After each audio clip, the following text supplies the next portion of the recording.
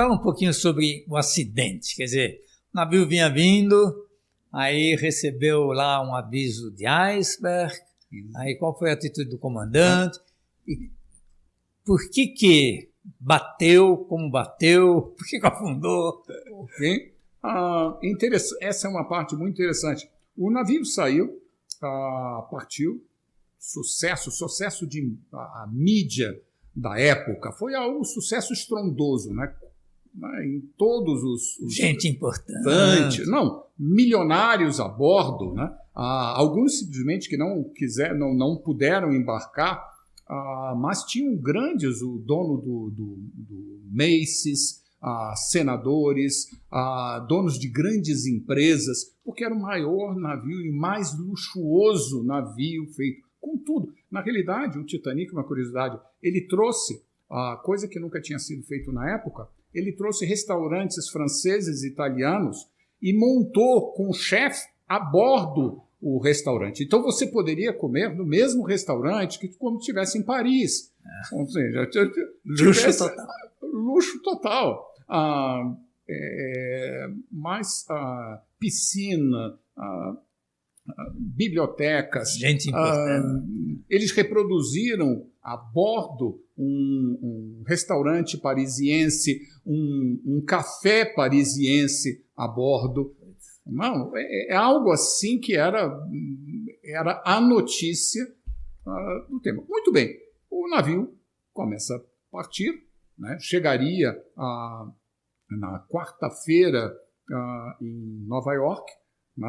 O destino sairia da Inglaterra e iria para Nova York, dando paradas na França e depois seguindo a viagem final. E o que acontece? O presidente vai a bordo, e ele conversa com o comandante e diz: olha, eu quero chegar mais cedo em Nova York. Um pouco mais cedo. Vamos testar essas máquinas ao máximo. O comandante, ele coloca que, olha, o navio é a viagem inaugural, é a primeira viagem, né? Ele disse, mas nós precisamos dar algo à imprensa. E vamos fazer o Titanic não era considerado por ser mais rápido, porque eles resolveram competir não em velocidade, mas em luxo. Mas mesmo assim ele queria chegar mais rápido. Aí é o presidente da empresa que construiu o Titanic. Construiu o Titanic, o dono. E com isso, o comandante acaba acatando. Bota a velocidade máxima. Até aí tudo bem. É uma decisão que eu não vejo assim errada. E ele acelera o navio, mas começam a chegar avisos de iceberg. Aí é que tá. Vários navios começam a enviar, dizendo que estamos reduzindo a velocidade pelo número de iceberg. Um outro detalhe é que o Instituto Hidrográfico dos Estados Unidos havia enviado uma notificação a todos os comandantes, dizendo que o inverno havia sido muito brando. E com isso os icebergs se deslocariam em latitudes menores em direção ao sul do que historicamente. Leve em consideração que a experiência total até a época, nos últimos 30 anos, os icebergs derretiam antes de chegar a uma determinada latitude. Tanto que já existia uma rota sem problema, que era uma ponte marítima entre a Inglaterra e os Estados Unidos. E o que acontece? O comandante começa a ignorar esses alertas de iceberg. Quer dizer, eles não vão passar. Ele reduziu, usando a experiência anterior, ele muda a rota para um pouco mais abaixo. Ele disse, nós estamos numa área salvo, mas num cenário anterior, mas havia mudado. E a informação, ele não havia dado importância à informação sobre esse deslocamento. O que acontece? Vamos a um outro problema antes antes do desastre. Então, nós temos o navio acelerando, nós temos icebergs se aproximando, alertas de iceberg ao longo. Muito bem, agora vamos olhar as áreas do navio. Eles tinham uma parceria com a Marconi. A Marconi era o telégrafo, o inventor do telégrafo, e ele tinha um telégrafo mais potente em ação. Na atualidade. Alcançava as diversas áreas. Só que era uma parceria que os operadores de telégrafo não se reportavam ao comandante. Eles tinham a missão. Por quê? Na época era como o WhatsApp, né? Ou Message da época. Os passageiros, a mensagem era paga. E era um centro de receita. Em outras palavras, as mensagens eram caríssimas. E os passageiros mandavam notícias para a Terra. Contando na viagem. Então. E prioridade dele eram as mensagens. Iceberg não era mensagem, tanto que algumas não era prioritário, porque ele estava cumprindo a função dele. Olha, cada departamento focado na sua função. Seu interesse. A cabine de comando estava focada na velocidade, aumentar a velocidade e chegar de forma mais rápida. Então, nós temos aqui eles focados em mensagens. E algumas mensagens de iceberg não chegaram ao comando, porque eles disseram, nós não temos tempo, porque nós estamos enviando mensagens financeiras e comerciais. Não é importante. Que era a meta principal deles. Então, olha lá, se nós olharmos, fizéssemos uma auditoria, em cada departamento dentro do, vamos chamar assim, do Titanic, todos estavam, né, cumprindo as suas metas, fazendo a sua parte. Mas cada um fazendo a sua parte. Vamos agora ao próximo, ao telégrafo, ao observador do cesto da Gávea. É o indivíduo que fica... O que é o cesto da Gávea? O cesto da Gávea é aquela cesta, literalmente, que fica cesto. no... O cesto é o cesto da Gávea. Ele fica no topo do mastro navio. E você tem do navio, e você tem lá um observador que fica com binóculos, ou algumas vezes não é necessário binóculo, olhando à frente para dar o alerta. O alerta era na campainha, naquela época não existia. Não existia alarme. E o que acontece, eles ficam, o objetivo deles simplesmente era observar. Só que naquela viagem eles estavam sem outro detalhe. A noite estava sem lua. Escuro. Noite sem lua acontece um fato marítimo interessante, porque se você não tem... O mar estava calmo, todos os passageiros mencionavam, como se fosse um vidro, exatamente, um pavimento. E o que acontece? Um lago. E, ao mesmo tempo, sem luz. Ou seja, uma das coisas que auxilia a identificar icebergs é a água quebrando no iceberg, que forma as espumas, e a iluminação. À noite estava uma escuridão total. Muitas vezes também os passageiros observaram, tinham até levado isso em consideração. Poxa, nós estamos em alta velocidade, sabemos que em alta velocidade só que está escuro, e não está. E a temperatura estava abaixo de zero. E o que acontece? Temperatura abaixo de zero. Né? Se alguém pular na água, morreria de hipotermia em alguns minutos. E o que acontece? E foi o que aconteceu, né? Nós estamos a alta velocidade, o navio está avançando, icebergs na área, e os operadores do cesto da Gávea falam com imediato, dizendo, olha, nós precisamos de binóculos, nós estamos sem binóculos.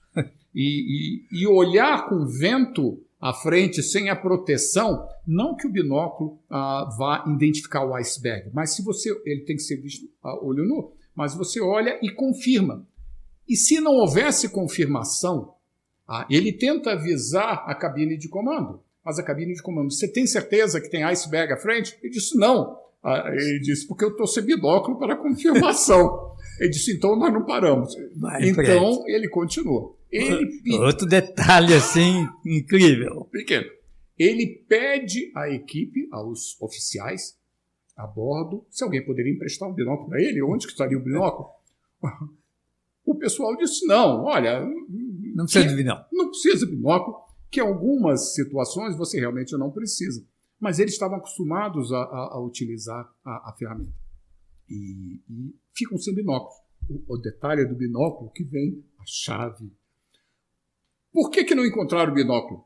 Porque houve uma troca de comando de última hora e o imediato ele desceu, ele teve que descer no porto para que um novo imediato subisse, porque era alguém já conhecido do comandante.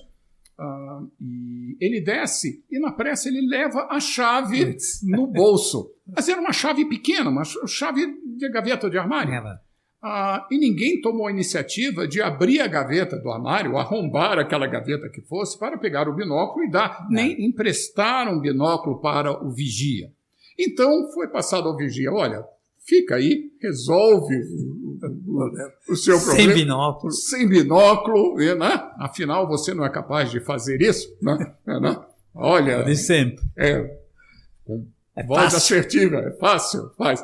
E muito bem, o responsável, ele fica lá sem binóculos. Então nós temos a área de observação está sem binóculos, a área de comando ela para simplesmente se tiver confirmação, mas o pessoal não pode confirmar o iceberg, e a mensagens de iceberg está dando prioridade a mensagens pagas, porque virou um centro de receita. Se você olhar individualmente, cada um está tentando fazer a sua parte, ou dentro da parte, cumprindo a sua meta individualmente. Mas o conjunto para observar isso, e o comandante acredita que, baseado numa informação anterior, antiga, quer dizer, não antiga não, mas 30 anos de experiência, sempre foi feito assim. Isso nunca aconteceu antes. Tá? E o que acontece... segue, nós estamos agora a minutos já do iceberg que estava. Um navio, o Califórnia, ele para porque ele se deparou já com um cinturão de gelo. E ele liga para o Titanic dizendo, olha, estou parado aqui. Ele recebeu essa informação. E ele estava à frente. Estava lá. Ele já disse, estava perto do iceberg. Não tem, paramos aqui. E ela alertou diversos navios, que vários navios já estavam parados. Certo. E quando essa mensagem chega ao Titanic, tinha acontecido algo. O telégrafo havia quebrado e eles estavam com um backlog.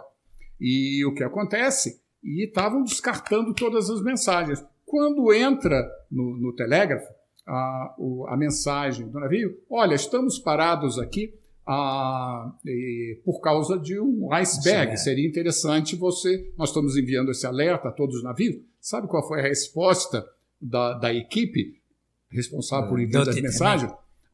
Diz, pare de enviar mensagem, que nós estamos trabalhando. Ou seja, nós estamos fazendo coisa mais importante. Mais importante. Do ponto de vista deles, na visão, eles estavam. Tu já viu essas situações num escritório, muitas vezes, que um departamento vai pedir auxílio ao outro e diz, não, isso não é prioridade para mim, eu estou fazendo outra coisa. Não, eu tenho outras prioridades. E cada um com as suas prioridades. E nós estamos avançando à frente, e até que finalmente, mesmo sem binóculo, o vigia do cesto da gaveta, ele observa o iceberg e diz, estou vendo, ele toca iceberg à frente, e só que ele só consegue identificar, devido às condições climáticas, outro detalhe também, com excesso de frio, você cria no mar uma diferença de temperatura que cria uma espécie de ilusão de ótica. E fica mais difícil ainda, e já havia sido alertado pelo Instituto Hidrográfico. E o que acontece? Mas, finalmente, ele só vai detectar isso aproximadamente a uns 30 segundos do impacto. Então ele vê o iceberg, Ele vê o iceberg, bota o pé no freio. ele passa a mensagem e desvia. Eles conseguiram desviar, mas só que passaram de raspão. Um outro detalhe, o que acontece? Eles passaram de raspão. Puxa, todo mundo foi aquele alívio. Escutaram ruído. Algumas áreas do navio não escutaram ruídos nenhum. E o que acontece? Todos festejando. Puxa, que bom. Passamos. As pessoas até brincaram que caiu pedaços de iceberg no navio. O pessoal jogou uma bola e aquela coisa toda. Só que houve um rompimento maior. Rompimento. Né? Se lembra dos rebites que botaram um rebite de menor qualidade?